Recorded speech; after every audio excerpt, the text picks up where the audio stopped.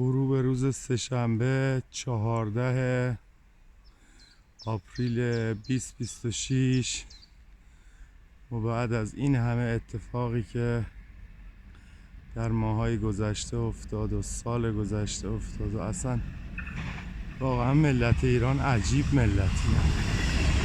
اتفاقاتی هم که سرشون میاد اتفاقات عجیبیه.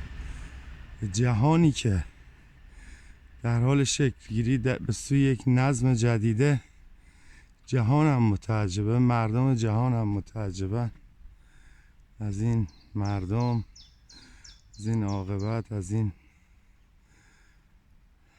سرنوشتی که خداوند جهان برای ملت ما رقم زده. امیدواریم که ختم به خیر باشه، امیدواریم که بهترین ها برای مردممون رقم بخوره، امیدواریم که دشمنانمون یکی بعد از دیگری به زباله‌دان تاریخ سپرده بشن، کمر همشون رو بشکنیم، پشت همشون رو به خاک بمالیم و اونی که از همه قلدرتره و رودارتره و پرروتره رو بینی و پوزش رو به خاک بمالیم.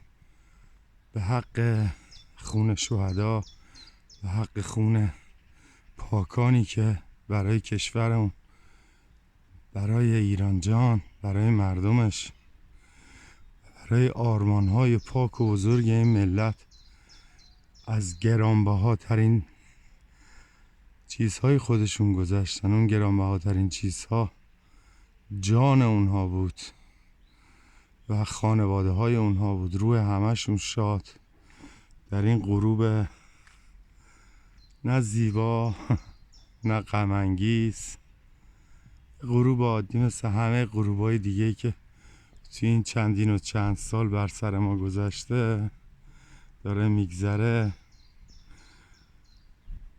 اتفاق بیفته و رخ بده. خداحافظی میکنم تا ویدیوی بعدی.